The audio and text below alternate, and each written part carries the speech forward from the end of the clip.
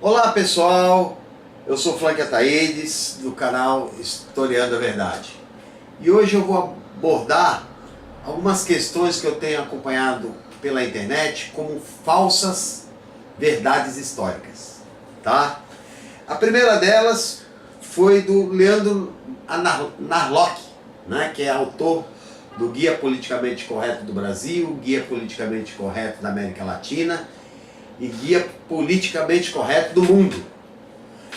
Inclusive ele é bem reconhecido, as pessoas têm muito respeito por ele, né? Mas como historiadores, né? Como historiadores que somos, tive a oportunidade de ler o Guia Politicamente Correto do Brasil. E qual não foi minha surpresa? Ali eu encontrei erros históricos que um adolescente não conseguiria produzir. Leandro Narlock, por exemplo, diz que Lampião, Virgulino Ferreira, que morreu em 1938, chamado Rei do Cangaço, andava de automóvel. Eu só não consegui entender como ele andava de automóvel no meio da Caatinga e do sertão, né? E outra, né? Na década de 30, carro era uma coisa muito inacessível, principalmente para os mais pobres. E Lampião nunca foi exemplo de pessoa rica, né? Então, não sei de onde ele tirou essa informação. E historiadores trabalham baseado em fatos, em documentos, em provas epistêmicas, em relatos empíricos. Mas nunca em ouvir dizer, ouvir falar. E aí é um grande problema quando um produtor de livro publica um erro histórico desse e as pessoas acabam desinformadas. Mas não ficou por aí. Leandro Narlock também diz que Zumbi dos Palmares vivia na Idade Média. Aí dói o cérebro, porque Zumbi dos Palmares morreu no século XVII e a Idade Média acabou no século XV. Não satisfeito, ele diz que Zumbi dos Palmares tinha escravo, mas não há provas. Como eu volto a dizer, o historiador trabalha com provas, com fatos, ou narrados, empíricos, ou provas materiais, epistêmicas. Então nunca se provou que Zumbi dos Palmares teve escravos. E o pior, né, ter morrido na Idade Média. E foi além, Leandro Narlock, ao dizer que na Idade Média a maioria dos seres humanos era ateu. Aí é uma coisa de deixar a gente meio pensante, porque na Idade Média, ou Idade das Trevas, ou Idade Medieval, foi um momento de 1000 anos em que a Igreja Católica controlou o mundo. Todas as verdades só eram verdades se fosse da Igreja. A Igreja tinha poder de derrubar um rei. Um rei sem a bênção de um Papa, ele não era um rei por divino e por direito. Urbano II, por exemplo, foi um rei que influenciou as cruzadas. 7 cruzadas na tentativa de tomar dos muçulmanos o Estado de Jerusalém. Inclusive, as 2 últimas cruzadas ficaram marcadas, né?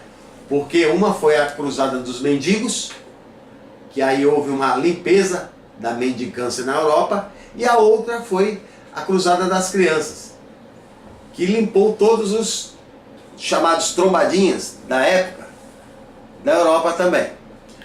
Mas continuando, um homem só ia para uma guerra na Idade Média se o padre estivesse lá, porque o homem era temente ao inferno, era temente a Deus.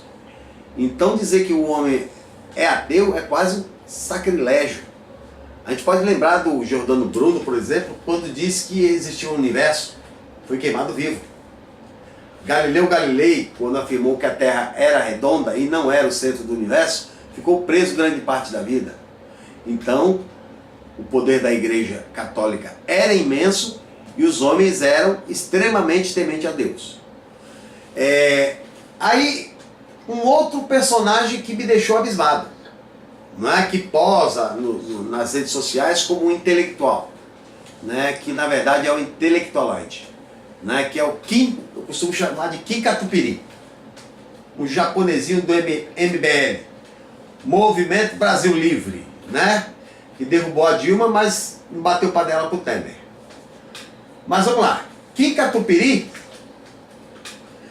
chegou a dizer que Karl Marx acompanhou a Primeira Guerra Mundial. Mas só que a Primeira Guerra Mundial começou em 1914 e Karl Marx morreu em 1883. Será que tinha sido em espírito? E aí que é a grande questão, que é aí que eu peço. A gente tem que ler para poder falar. É o que Sócrates dizia. Quando a gente não tem base argumentativa, nós nos tornamos sofistas.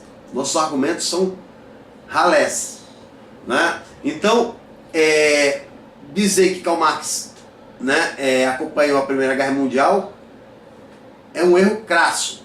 Porque quem até apoiou a Primeira Guerra Mundial foi Max Weber e não Karl Marx. E aí ele foi mais longe. Ele diz que Karl Marx pregava o comunismo para chegar ao socialismo.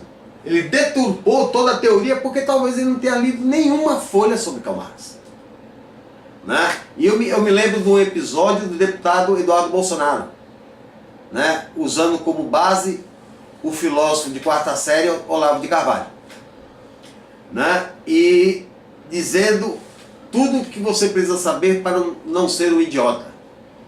Que ele diz, segundo Eduardo Bolsonaro, que era o intelectual mais importante brasileiro, né? Ele esqueceu de dizer de Maria Helena Chauí, né, e tantos outros intelectuais aí brasileiros que estão anos-luz, até porque são intelectuais por formação e não por si dizer que são, né? Então dizer que o comunismo levaria ao socialismo é uma coisa louca, porque o socialismo para Marx seria um momento em que seria desapropriado as propriedades de meio de produção, que dá poder a alguns e gera riqueza a alguns e leva grande parte da sociedade à miséria. Porque Marx também nunca foi contra a propriedade particular, mas sim contra a propriedade dos meios de produção. Então o caminho ele inverteu. O caminho para Marx seria o socialismo, a socialização dos meios de produção, para chegar ao comunismo, um Estado virtuoso que aboliria o Estado. Por quê? Um Estado social que aboliria o Estado. Porque o Estado, para que serve?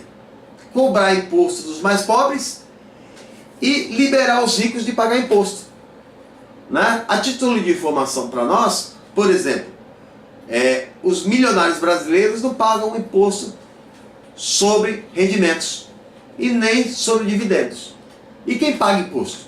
É a classe trabalhadora, que sustenta toda essa elite que escraviza como troco o trabalho, o sangue e o suor da classe trabalhadora.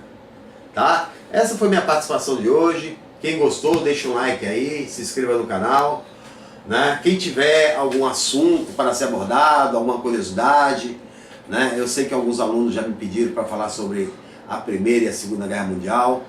Vou tentar abordar que a Primeira e a Segunda Guerra Mundial na verdade são uma só, né? Segundo Eric Hobsbawm, um dos maiores historiadores que já tive a oportunidade de ler, né? Mas isso vai ficar para a próxima, tá ok, pessoal? Um abraço, até mais.